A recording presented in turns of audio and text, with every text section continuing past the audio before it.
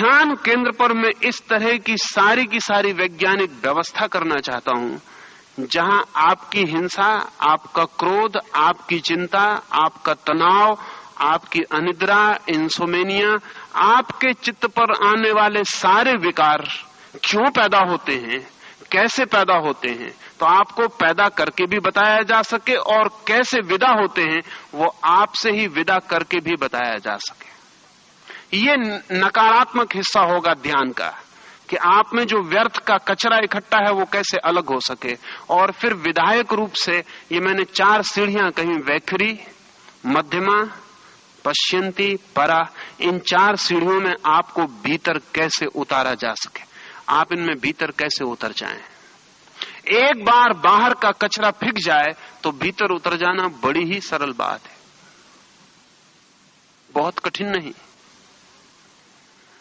शायद इस जिंदगी में हम बहुत सी फिजूल की बातें सीखने में जितना समय नष्ट करते हैं उससे बहुत कम समय में ध्यान की गति शुरू हो जाती। मीटर लिंक ने कहीं लिखा है कि एक आदमी नर्क जाने के लिए जितनी मेहनत उठाता है उससे बहुत कम मेहनत में स्वर्ग पहुंच सकता है। हम क्रोध के लिए जितना श्रम करते हैं उससे बहुत कम श्रम में हम ध्यान में उतर सकते हैं। हम दूसरे के साथ लड़के जितना श्रम करते हैं उतना अगर अपने को बदलने के लिए करें तो हम कभी के परमात्मा की प्रतिमा को अपने भीतर खोजने में सफल हो जाएं। हम बाहर के रास्तों पर जितना दौड़ते हैं अगर उससे 100वां हिस्सा भी हम भीतर के रास्ते पर जाएं तो हम अपने पास पहुंच जाएं। और जो आदमी अपने पास नहीं पहुंचता वो बाहर कितना ही दौड़े वो कहीं भी नहीं पहुंचेगा।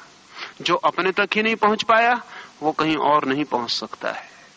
और जिसे अपने भीतर कोई शांति का संगीत नहीं मिला उसे बाहर वो जगत के कोने कोने में घूम आए, नरक के अतिरिक्त कुछ भी मिलने वाला नहीं है। हम अपना नरक या अपना स्वर्ग अपने साथ लेकर चलते हैं। इस ध्यान मंदिर को एक वैज्ञानिक व्यवस्था, सांप्रदायिक जरा भी नहीं, किसी धर्म से बंधा हुआ जरा भी नहीं, और सब धर्मों के लिए खुला हुआ। और प्रत्येक धर्म ने भी जो ध्यान के अलग अलग प्रयोग खोजे हैं उनकी भी क्या वैज्ञानिकता है उस पर भी प्रयोग करने का उस केंद्र में ख्याल है। कोई 112 विधियां हैं सारे जगत में ध्यान की, और प्रत्येक विधि अद्भुत है। और 112 विधियों से आदमी परमात्मा तक पहुंच सकता है।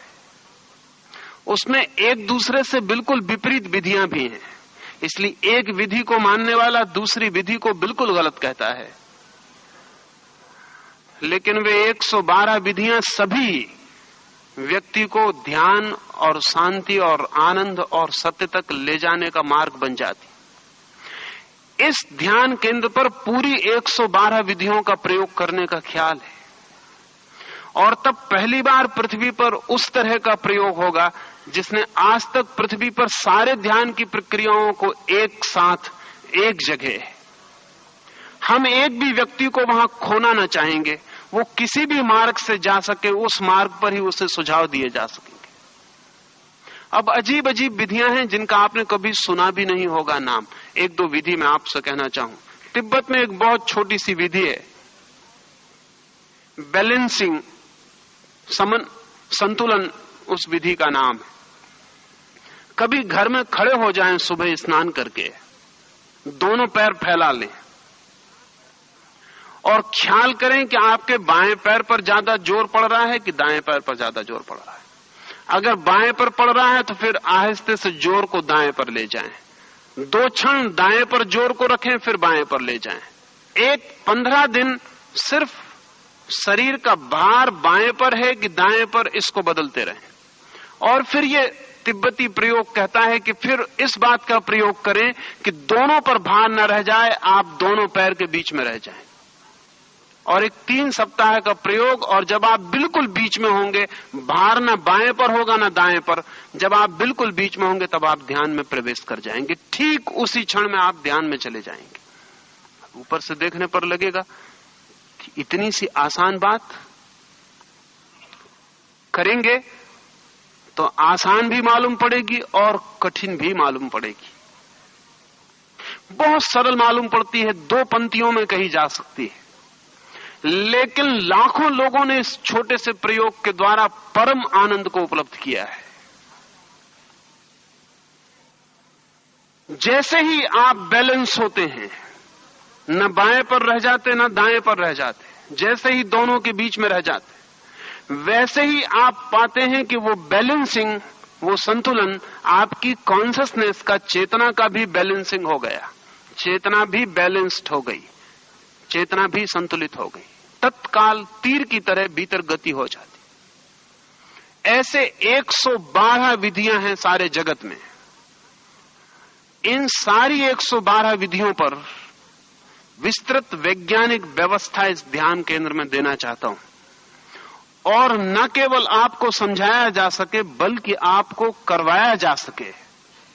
अगर एक विधि से न हो सके तो दूसरी विधि से करवाया जा सके, लेकिन हम आपको उस मंदिर से निराश न लौटने दें, क्योंकि 112 ये चरम विधियां हैं, इससे ज्यादा हो नहीं सकती। अगर एक विधि काम नहीं करती दूसरी करेगी, दूसरी नहीं करती तीसरी करेगी, और आपकी विधि तत्काल खोज ली जा सकती है कि कौन सी विधि आप पर काम करेगी। आप पर कौन सी विधि काम करेगी, इसकी खोजने की साइंस भी, इसके खोजने का भी विज्ञान है। और यदि हम इस समय देश के बड़े बड़े नगरों में और देश के बाहर भी ध्यान के ऐसे विज्ञान मंदिर निर्मित कर सके, तो मनुष्य जाति के लिए, जो आज सर्वाधिक पीड़ा और संताप से गुजर रही है, और जिसे कोई मार्ग नहीं दिखाई पड़ता, क्योंकि जो हमने सोचा था कि इससे सब ठीक हो जाएगा, उससे कुछ भी ठीक नहीं हुआ। सोचा था कि लोगों के पास भोजन ठीक होगा तो सब ठीक हो जाएगा। आज दुनिया में आधी दुनिया के पास भोजन बिल्कुल ठीक है। सोचा था लोगों के पास कपड़े होंगे, मकान होंगे, अच्छे रास्ते होंगे, दवा होगी, चिकित्सा होगी, बीमारियां कम होंगी। आज आधी दुनिया के पास सब है। एक बड़ी अद्भुत घटना घटी है कि जिनके पास आज सब है, वे ही सर्वाधिक अशांत, बेचैन और परेशान हो गए।